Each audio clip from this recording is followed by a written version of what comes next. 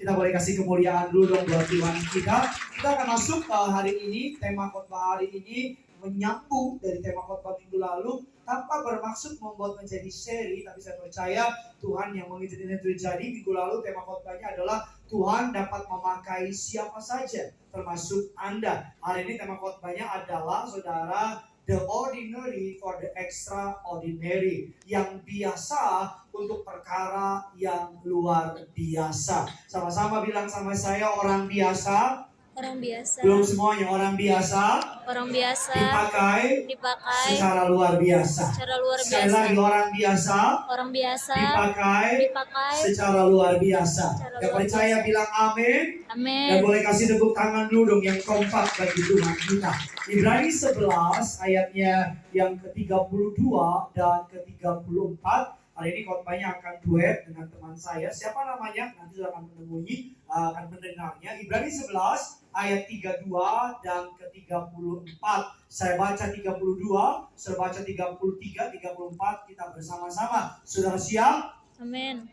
Teman-teman siap? Siap. Oke, ayat ke-32. Dan apakah lagi yang harus aku sebut, kata Rasul Paulus, sebab aku kekurangan waktu. Apabila aku menceritakan tentang Gideon, Barak, Simpson, Yefta, Daud, Samuel, dan para nabi. 33, saudara. Yang karena iman telah menaklukkan kerajaan-kerajaan, mengamalkan kebenaran, memperoleh apa yang dijanjikan, menutup mulut apa? Singa-singa. Ayat ke-34, sama-sama kita baca. Memadamkan api yang mereka dahsyat, telah luput dari mata pedang, telah beroleh kekuatan dalam kelemahan, telah menjadi kuat dalam peperangan, dan telah memukul mundur pasukan-pasukan tentara asing. Sama-sama bilang sama saya, karena iman. Sama-sama bilang sama saya, menaklukkan kerajaan. Mengamalkan kebenaran. Memperoleh apa yang dijanjikan. Menutup mulut singa. Lebih keras lagi, memadamkan api. Luput dari mata pedang. Beroleh kekuatan. Menjadi kuat. Memukul mundur pasukan asing. Siapa mereka? Mereka adalah yang tadi disebut di ayat yang di atas. Mereka adalah giant killer, para pembunuh raksasa di Alkitab. Apa kesamaan antara Gideon, Simpson, Yefta, Daud, saudara, Samuel, dan para nabi? Kesamaannya satu, mereka orang biasa yang dipakai oleh Tuhan yang luar biasa. Seorang lagi, apa kesamaan mereka? Mereka orang biasa. Orang biasa. Isunya bukan merekanya, tapi siapa yang di belakangnya. Isunya adalah siapa yang memakainya. Katakan amin. Amin. Kita akan belajar di satu tokoh namanya Gideon. Ini bukan karena saya narsis, bukan. Tapi saya percaya tokoh Gideon ini menarik untuk kita pelajari. Kerinduanku saya ceritain, saudara siap? Amin. Ayo yang siap diberkati, bear with me saudara, sabar. Pace-nya mungkin agak sedikit pelan, tapi saya percaya atas anugerahnya engkau pulang diberkati luar biasa. Amin, saudara. Yuk, kalau yang percaya boleh tepuk tangannya dahsyat ya. Mantap. Tepuk tangannya kedengaran sampai Medan, saudara. Hakim-Hakim 6 ayat 11 sampai dengan ke-13. Kita akan belajar tentang Gideon hari ini, apa karakteristik, apa cirinya orang yang dipakai oleh Tuhan. Ayat yang ke-11, kemudian datanglah malaikat Tuhan dan duduk di bawah pohon tarbatin di Ofra, kebunyian Yoas orang Abiezer itu. Sedang Gideon anaknya mengirit gandum dalam tempat pemerasan anggur agar tersembunyi bagi orang Midian. 12, saudara. Malaikat Tuhan menampakkan diri kepadanya dan berfirman kepadanya demikian. Tuhan menyertai engkau, ya pahlawan yang gagah berani. Mundur ke belakang, sudah melihat bahwa Gideon adalah penakut. Dia petani yang penakut. Gideon di Alkitab penakut, Gideon yang sekarang juga sama, penakut. Alkitab bilang dia bersembunyi karena takut. Alkitab bilang dalam ketakutannya malaikat Allah muncul dan berkata kepada dia, hai pahlawan yang gagah berani. Gagah berani, colek kiri kanan bilang, hai pahlawan yang gagah berani. Hai pahlawan yang gagah bilang sama yang baru ngomong, bilang hai pahlawan yang apa? Gagah berani. Di tengah ketakutannya Tuhan muncul sampai dia berkata, hai the mighty warrior of God. Hai pahlawan yang hebat. Hai pahlawan yang gagah berani. Mari kita lihat responnya dari Gideon. Harusnya Gideon berkata, puji Tuhan, praise the Lord, haleluya, dan sebagainya. Tapi kita lihat responnya Gideon ayat ke-13. 14 yuk. 3, 2, ya, jawab. Jawab Gideon kepadanya, "Ah Tuanku, jika Tuhan menyertai kami, mengapa semuanya ini menimpa kami?" Yang pertama, dia mulai menganggap bahwa Tuhan gak ada. Karena dia bilang kalau Tuhan ada, kenapa bad things happen to us? Kenapa hal yang buruk terjadi sama kami? Selanjutnya kita baca. Di manakah segala perbuatan-perbuatannya yang ajaib yang Diceritakan diceritakan oleh nenek moyang kami kepada kami ketika mereka berkata, bukankah Tuhan telah memimpin kita keluar dari Mesir? Dia mempertanyakan di mana Tuhan ketika keadaan buruk terjadi sama mereka. Yang tulisan kuning kita baca, kerinduan kekuningan. 3, 2 ya. Tetapi sekarang Tuhan membuang kami dan menyerahkan kami ke dalam cengkeraman orang Midian. Dia tidak percaya kepada Tuhan, dia mempertanyakan di mana Tuhan, dan yang terakhir dia menyalahkan Tuhan. Dia bilang Tuhan telah membuang kami. Penyakit ini terjadi bukan hanya di kisah Gideon dan kaumnya, tapi terjadi di jemaat Tuhan di modern era. Banyak dari kita berpikir Tuhan sudah gak bekerja lagi seperti dulu kala. Banyak dari kita berpikir bahwa kuasanya signs and wonders tidak terjadi lagi seperti zaman dulu. Banyak dari kita berpikir bahwa Tuhan tidak sedahsyat seperti zaman dulu. Tapi saya mau bilang sama saudara, Tuhan yang kita sembah tetap sama. Amin. Dulu, sekarang, dan sampai selama-lamanya. Sama-sama bilang sama saya, Yesusku gak pernah berubah. Yesusku gak pernah Kita berubah. akan belajar apa yang pertama, orang yang dipakai Tuhan. Yang pertama, saudara, dengan bangga saya bilang yang pertama, bahwa Tuhan memakai orang-orang biasa. Tuhan memakai orang-orang apa? Biasa. Biasa. Sama-sama bilang sama saya, orang biasa. Orang biasa Dipakai Tuhan. Secara luar biasa. Secara luar biasa. Tuhan memakai orang-orang biasa. Kalau Tuhan punya hobi, saya percaya salah satu hobi dari Tuhan adalah memakai orang-orang biasa. Mari kita lihat lagi Hakim-Hakim 6, 14 dan ke-15. Saudara, buka hatimu, buka pikiranmu, atas anugerah Allah kau pulang diperlengkapi dan diberkati Tuhan. Mari sama-sama kita lihat firman Allah, ayatnya yang ke-14. Lalu berpalinglah Tuhan kepadanya dan berfirman apa? Dengan kekuatanmu ini dan selamatkanlah orang Israel dari cengkeraman orang Midian. Bukankah aku mengutus engkau? Tuhan telah memberikan janji, Tuhan telah memberikan penyertaan, Tuhan telah memberikan tuntunan. Tuhan berkata, bukankah aku mengutus engkau? Ayatnya yang ke-15. Sama-sama kita baca apa respon dari Gideon. 3, 2 ya. Tetapi jawabnya kepadanya, "Ah Tuanku, dengan apakah akan kuselamatkan orang Israel? Ketahuilah, kaumku adalah yang paling kecil di antara suku Manasye, dan aku pun seorang yang paling muda di antara kaum keluargaku." Jemaat kerinduan bisa cita di tempat ini. Tuhan tahu nggak? Gideon kaumnya paling kecil. Tuhan tahu nggak Gideon yang paling muda? Tapi kenapa Gideon memberitahu kepada Tuhan? Karena kan Tuhan nggak tahu apa-apa. Banyak dari kita ketika Tuhan mau memakai kita, kita mendiskualifikasikan diri kita. Banyak dari kita ketika Tuhan memanggil kita, kita mendiskon kita. Kita mendiskon diri kita. Banyak dari kita ketika Tuhan memanggil kita, kita menganggap bahwa kita nggak mampu dipakai oleh Tuhan. Percayalah pada hari ini ketika Tuhan memakai manusia, bukan manusia itu lagi, tapi Tuhan dalam manusia itu. Amin. Saya ulang lagi, ketika Tuhan memakai manusia, bukan manusia itu lagi, tetapi Tuhan di dalam manusia itu. Saya ulang lagi biar kau semangat. Kau diam aja gak apa-apa sampai Tuhan datang di belakang. Ketika Tuhan memakai manusia, bukan manusia itu lagi, tapi Tuhan di dalam manusia itu. Ketika Tuhan memakai manusia, bukan manusia itu lagi, tapi Tuhan di dalam manusia itu. Ketika Tuhan memakai manusia, kita katakan ketika roh Tuhan menguasai Gideon dalam Hakim-Hakim 6 ayat 34. Semenjak hari itu Gideon menjadi pribadi yang berbeda. Never about you. Ketika Tuhan memakai manusia, bukan manusia itu lagi, melainkan Tuhan di dalam manusia. Ketika Tuhan memakai manusia, Tuhan tidak melihat kemampuan manusia itu, tapi Tuhan melihat kesediaan manusia itu. Amen. Saya ulang lagi, ketika Tuhan memakai manusia, Tuhan tidak melihat kemampuan orang itu, tapi Tuhan melihat apa? Kesediaan. Isunya bukan mampu nggak mampu, pertanyaannya mau apa?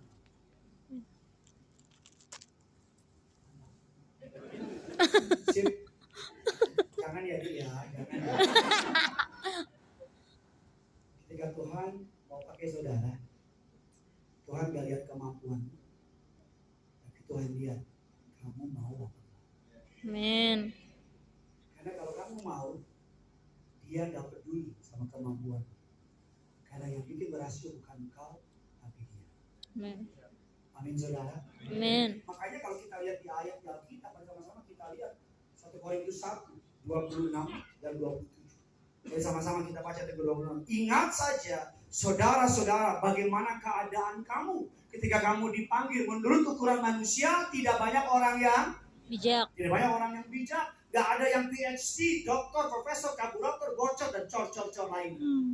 Tidak ada yang pintar, tapi Tuhan memakai yang tidak pintar untuk mempermalukan yang pintar.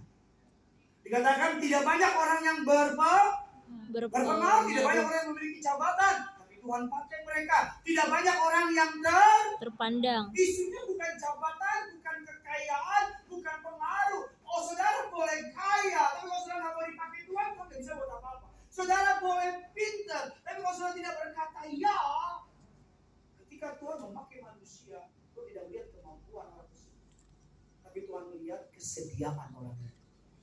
Amin. Kesediaan.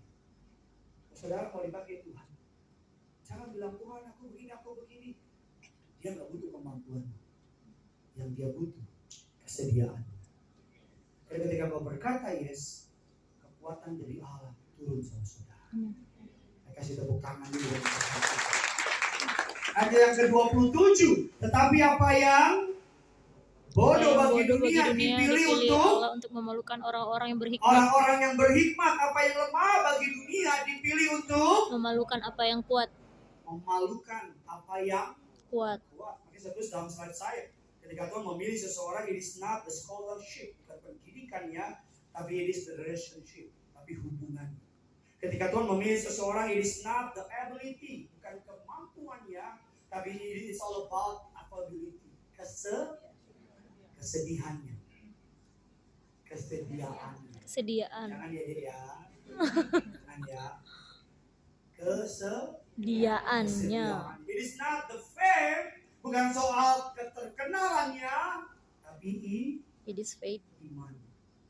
Suatu hari ada seorang pemain biola ternama dunia memainkan sebuah biola tengah banyak orang. Dia main, selesai main semua orang tepuk tangan. Dan semua orang bilang, oh musiknya bagus karena biolanya mau. Musiknya keren karena biolanya hebat. Mendengar perkataan itu, pemain biola mengambil biola tersebut dan mematahkan biolanya. Prek! Gimana bunyinya?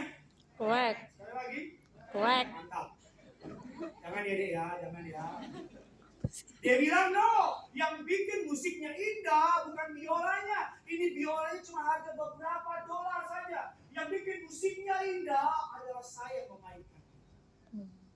Saudara boleh murah bagi dunia, tapi kalau Tuhan mau pakai saudara, yang murah bagi dunia dapat dipakai untuk mempermalukan yang mahal menurut dunia. Cabang lain sih tepuk tangan dari cabang lain. Hanya sesi terakhir ini memang banyak masalahnya kayaknya. Banyak beban hidupnya sih terakhir ini. Saya lihat saudara, emosi saya naik ini. Ya, isunya adalah di tangan siapa? Sama-sama bilang sama saya, di tangan siapa? Tangan siapa? Bola basket di tangan saya nggak ada artinya, Pak. Tapi bola basket di tangan Michael Jordan, ini siapa lah? Bola basket di tangan Michael Jordan, ngomong-ngomong ini marganya Simanjuntak dia. Michael Jordan Simanjuntak, lahir di Pematang Siantar. Istrinya Bosir Ringo. Nggak bisa kata serius. Bola basket di tangan saya sama di tangan Michael Jordan beda apa enggak? Orang bodoh juga tahu. Di tangan saya gak ada artinya Pak Bu. Tapi di tangan Michael Jordan very expensive. Mahal. Raket di tangan saya cuma saya pakai buat nyamuk. Tapi raket di tangan Isil. Isi. Raket di tangan Venus William Burundapea. Raket di tangan dia.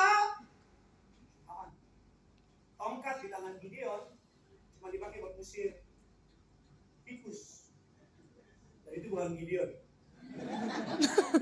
benda itu.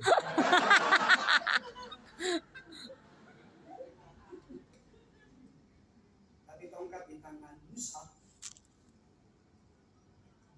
yang membelah Laut.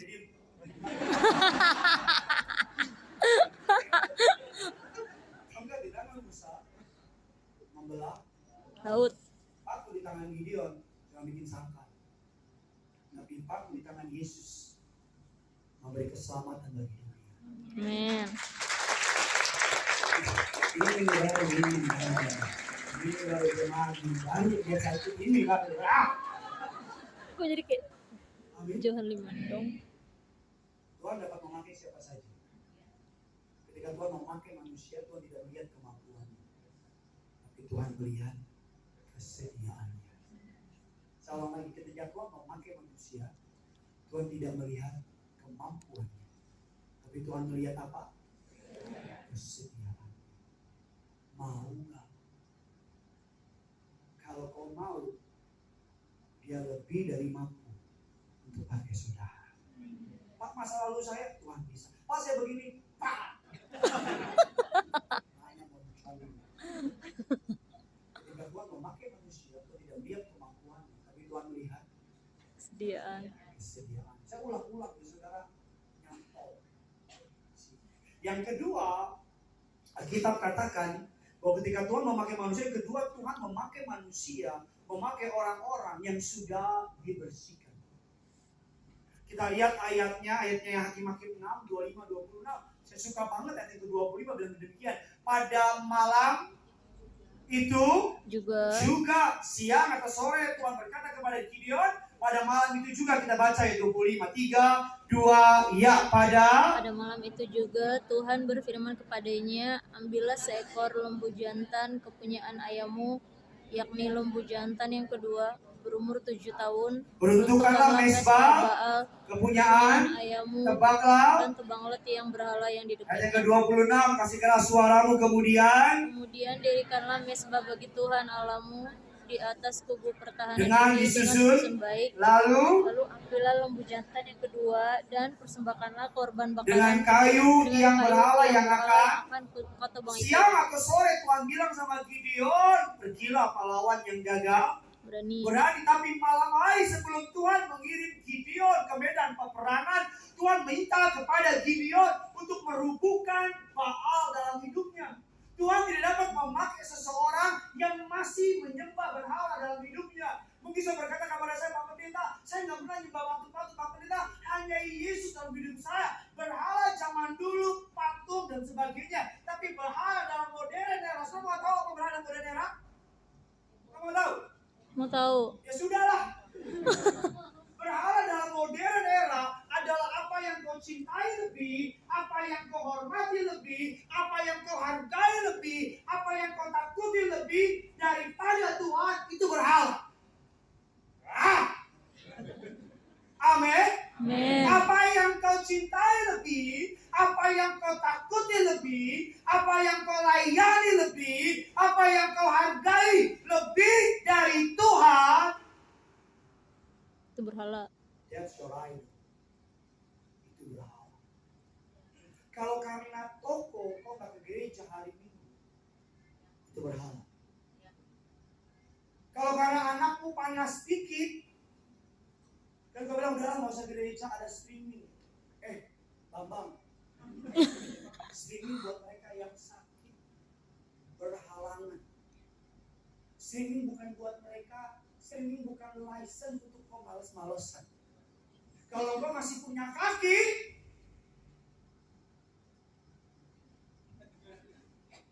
bodo amat lah. Ya. Lalu lah mau ngapa. Masih sehat, masih mampu. Ibadah streaming sama ibadah onsite beda apa sama? Beda. Rasa sama apa beda? Beda. Enakan mana, streaming apa onsite? Onsite. Aku sudah bilang streaming berantem. Streaming kalau engkau lebih takut cowokmu marah daripada Tuhan marah, itu berhala. Kalau cowokmu marah engkau nggak bisa tidur, tapi kalau Tuhan marah, itu tidurnya nyenyak.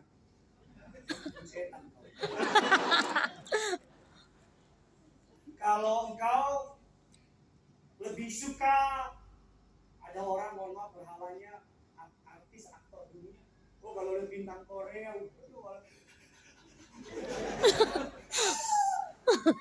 dia lewat di desa. Ada orang kalau lagu K-pop, Oh. kalau lagunya muncul, I like that tararat, like that tararat, ding ding ding ding ding ding. Kayak gitu ya, bodo amat. Lagu gue nih, kalau ke gereja, malas sih kita. Bukan terbang, alis yang buka. Berhala saya, itu berhala saya nama baik. Itu berhala saya. Makanya Tuhan berhubungi nama baik. Itu yang pura-pura gak tahu.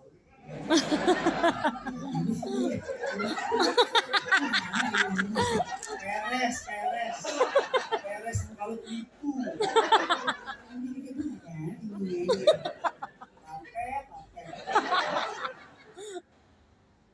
Kalau orang bilang, ini pendeta yang viral itu ya, yang mana dulu nih? Viral karena apa ini?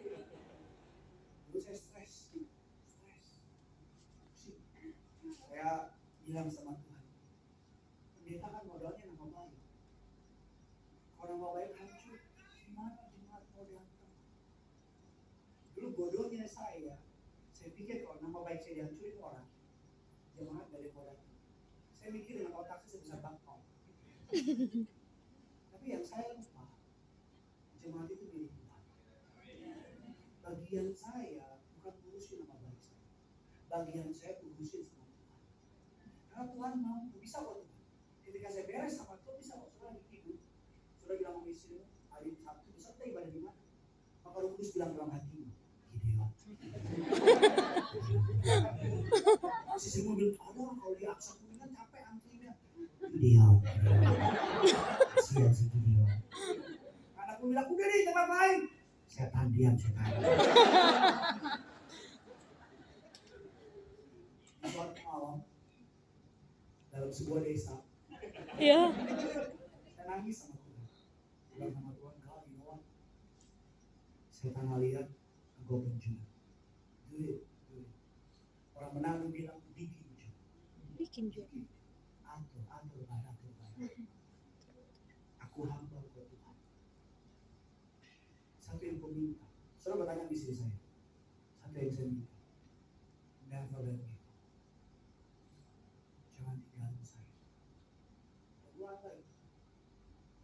Gereja ini menurut hitung-hitungan manusia, kalaupun berdiri, gak ada jemaat. Baru 4 bulan, Gading, Ya. Masih kesambung. Ya. Kuningan, Bekasi.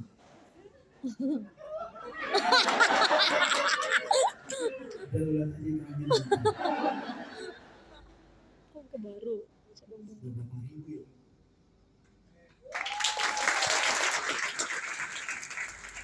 Akhirnya apa berhalang? Kok jangan tepuk tangan?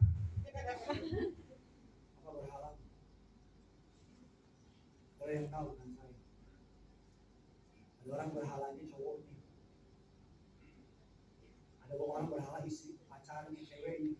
Ceweknya baru WA, sayang jemput aku. Belum nyampe, udah nyampe gitu. Tuhan gak bisa pakai orang yang masih punya berhala. Kita bilang dia Allah yang pencemburu. Hati-hati. Yang gak rela ada Allah lain di hati. Kalau berhala lu pekerjaan, jangan kaget. Kalau suatu hari pekerjaan dihancurin sama Tuhan. Karena dia gak mau ada Tuhan yang lain di hati. Kalau berhala lu anak, jangan kaget. Tuhan bikin sesuatu agar Tuhan tetap jadi satu-satunya Tuhan dalam hidup. Apa berhala? What's your idol? Mungkin berhala itu pendeta. Ini Yesus pendeta di atas.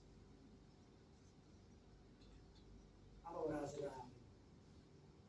Di bagian ketiga, saya akan memperkenalkan teman saya. Ini orang, saudara, kita ketemu dengan cara yang ajaib.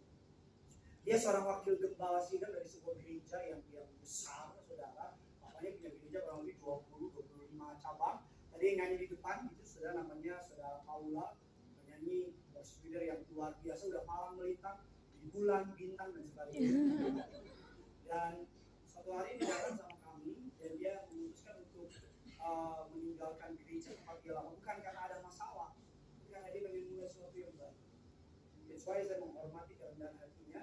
Dan poin ketiga, dia akan membahas kepada saudara, kenalkan Pastor Jimmy Rudolph untuk menyampaikan poin ketiga. Kasih tepuk tangan dulu untuk Pastor Jimmy Rudolph. Lo ke tempat, dipersilakan. Bisa lebih dahsyat lagi tepuk tangannya. Shalom Bapak Ibu Saudara. Saya bisa diberkati Tuhan. Boleh lambaikan tangan? Ini diberkati atau enggak lemas banget? Yang diberkati Tuhan boleh lambaikan tangan. Poin demi poin yang tadi Pastor Gideon sudah menjadi berkat bagi kita. Amin. Amin. Amin. Amin. Mohon dengan kerendahan hati sekali lagi yang sudah diberkati. Ya udah, saya tutup, sudah diberkati. Iya. Perkenalkan dengan singkat nama saya tadi Pastor Jimmy Rudolph. Ya, saya sini membagikan terima kasih Pastor Gideon atas kesempatannya. Poin yang ketiga, langsung saja ya. Perkenalan nanti saja. Boleh add IG saya? Boleh, multimedia. Poin ketiga, Tuhan memakai orang-orang yang pemberani. Kalau Tuhan mau memakai kita, tadi poin pertama dan poin kedua dan sekarang poin ketiga adalah Tuhan memakai kita, orang yang berani yang Tuhan akan pakai. Bukan yang pengecut, bukan yang gak berani melangkah, tetapi orang yang sudah mendengar firman Tuhan, sudah menerima firman Tuhan, lalu yang melangkah. Sebab saya percaya orang yang melangkah adalah orang yang berani. Kita buka Hakim-Hakim 6 ayat 12. Malaikat Tuhan menampakkan diri kepadanya, yaitu kepada Gideon, dan berfirman kepadanya, demikian, Tuhan menyertai engkau, ya pahlawan yang gagah berani. Saat itu bangsa Israel sedang ditawan oleh orang-orang Median, dan sudah 7 tahun lamanya. Firman Tuhan mencatat, malaikat Tuhan datang dan berfirman, Tuhan menyertai engkau. Dan berikutnya, apa yang Gideon lakukan? Ngeluh, gak percaya. Ini bayangkan Bapak Ibu Saudara, saat engkau sedang berdoa atau saat engkau sedang berdiam diri, lalu tiba-tiba ada malaikat datang menampakkan diri kepada Bapak Ibu Saudara, apa yang Bapak Ibu Saudara lakukan? Kabur pasti. Pada era sekarang, kita memang secara tidak harfiah malaikat tampil depan kita. Tapi firman Tuhan disampaikan dengan banyak pendeta. Mungkin kita banyak dengar streaming, kita dengar khotbah pastor kita. Itulah yang Tuhan firmankan, Tuhan sadarkan kepada kita. Tapi apa yang respon kita? Yang Tuhan mau firman yang kita dengar bertumbuh dan menghasilkan buah. Artinya apa? Kita sudah melakukan firman itu. Kita berani melakukan firman itu. Tapi banyak di antara kita seperti Gideon. Bukan Gideon ini. Artinya apa? Di ayat selanjutnya Gideon ngeluh. Bagaimana bisa kalau engkau menyertai kami? Kenapa kami masih ditawan? Kenapa masih gini? Berapa banyak di antara kita familiar dengan kata Tuhan menyertai kita? Boleh angkat tangan? Tapi berapa banyak di antara kita ragu akan penyertaan Tuhan? Itulah yang membuat mujizat tidak terjadi dalam kehidupan kita. Kenapa? Karena keraguan kita mematikan mujizat. Katakan bersama-sama dengan saya, keraguan kita mematikan mujizat. Pilihan ada pada kita. Engkau mau melangkah mendapat mujizat atau engkau mau berdiam diri, mau sampai kapanpun mujizat tidak bisa datang.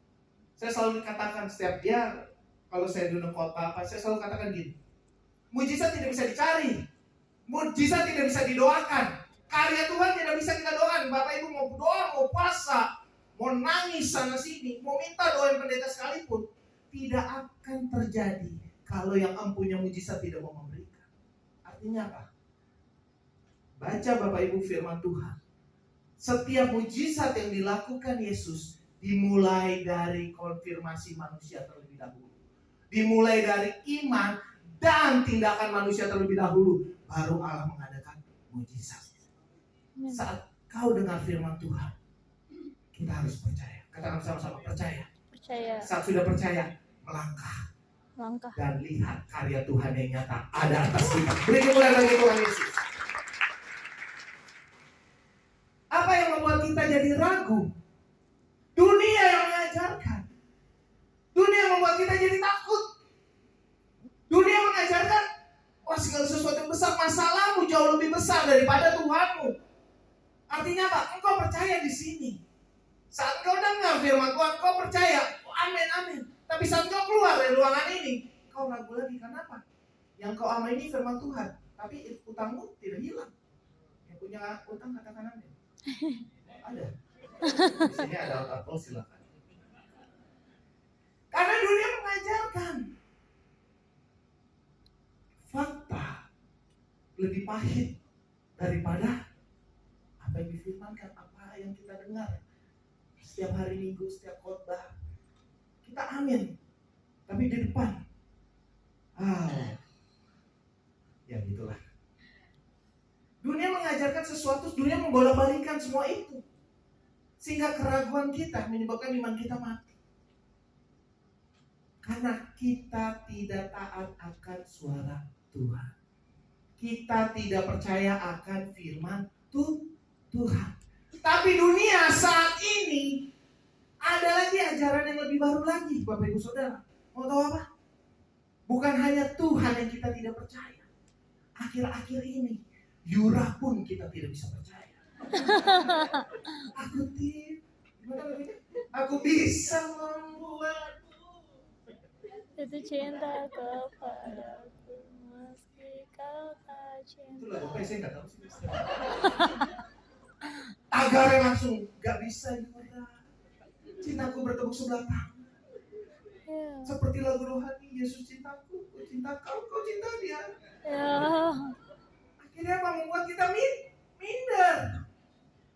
Kita gak percaya diri. Bagaimana seorang Gideon kalau tidak percaya diri bisa menang dalam perlawanan bangsa yang besar? Dia melawan berapa? Ratus ribu Bapak Ibu Saudara? Baru sekolah minggu. Melawan 200, 300. Ya gitulah Bapak Ibu di rumah baca firman Tuhan lagi ya. Dimulai dari Gideon mendapat berapa? Ya. Saya panggil guru sekolah minggu, mohon maju ke depan.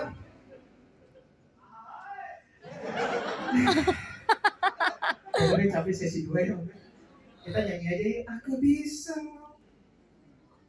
Ya udah diam, saya juga diam.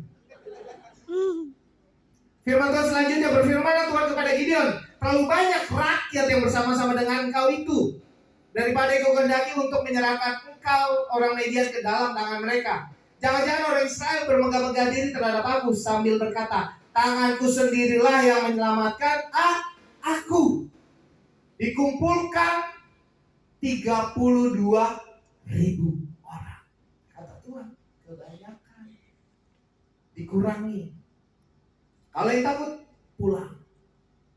Tadi pastor mengatakannya mungkin yang takut cuma beberapa orang. Yang takut berapa? Sisa 10.000. Melawan bangsa yang besar pasukan cuma 10.000. Tapi Tuhan bilang, Allah bilang mengatakan masih kebanyakan. Disuruh minum di sungai. Yang minum seperti anjing, pulang. Sisa berapa? 300. Kalau Bapak jujur, kalau Bapak Ibu Saudara jadi Gideon gimana? Tetap maju atau mundur? Mundur. Jujur. Anak muda, di sini banyak anak muda ya? Anak muda, kalau lawanmu yang sedang mendekati incaranmu, dia lebih kaya, dia lebih mapan, apalagi kita, ya kayak sekarang. Yang tadi khotbah Bapak Gembala kita, Bapak Ibu Saudara sebagian besar mencari khotbah beliau, tiba-tiba ada saya.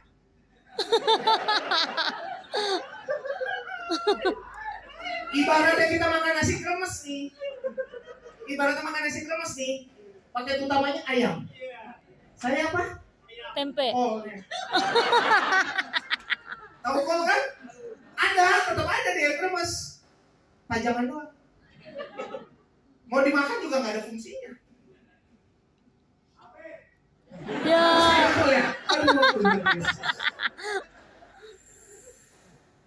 Saya berdoa Bapak Ibu Saudara suatu saat akan menggantikan saya di sini. Dan di belakang Pastor Gideon. Yang mau khotbah beri kemuliaan bagi Tuhan Yesus. Wah, banyak banget. Siapa yang sudah masuk TS? Sponsor utama. Ya masih dikit. Nanti di depan boleh daftar TS. Amin. Amin. Amin. Dunia mengajarkan angka yang lebih besar yang berkuasa. Uangmu banyak, engkau lebih berkuasa. Utangmu banyak, engkau banyak berkuasa.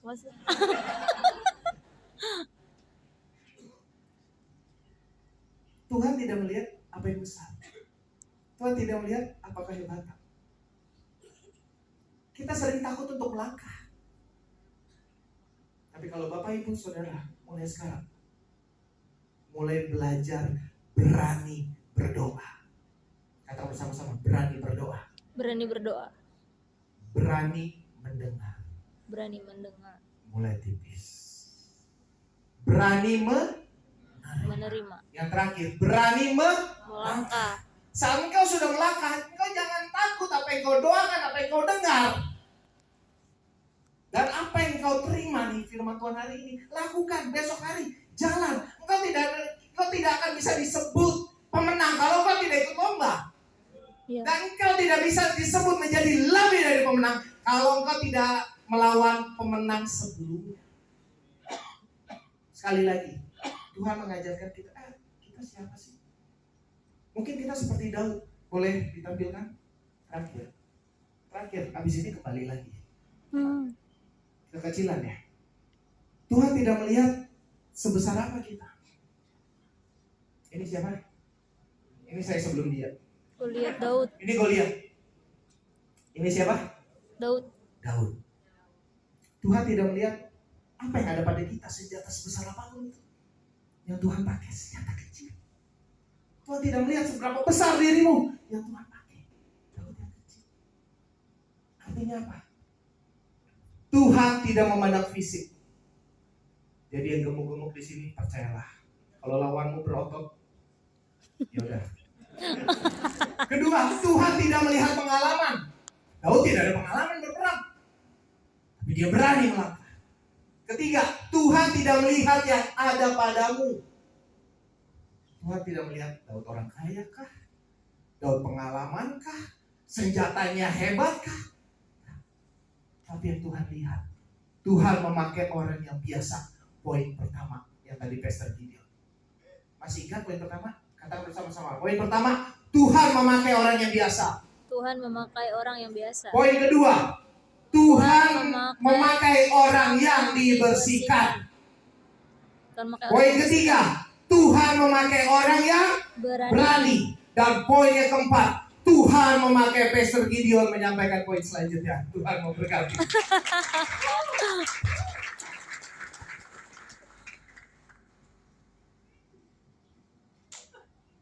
Saya rada nyesel kasih dia mimbar, saudara. Kita kasih tepuk tangan untuk Pastor Gideon. Thank you so much. I'm sure Pastor Paulo pasti bangga banget, happy sama suaminya. Yang nyanyi tadi saudara, bukan yang quiet ya. Kalau saudara lihat di Alkitab, dari 32.000 orang, saudara muncul sisa berapa? 300 orang. Jadi Pastor Jimmy bilang, bagi dunia angka yang paling penting. Tapi kalau kita melihat matematikanya Tuhan sama matematikanya surga berbeda. Setuju bilang amin. Amin. Bagi dunia 2 tambah 2 4. Tapi bagi kerajaan surga 2 tambah 2 bukan 4. Berapa Pak Pendeta? Jadilah sesuai dengan iman. Dengan iman. Oleh karena itu kalau kita melihat 300 orang melawan 200 lebih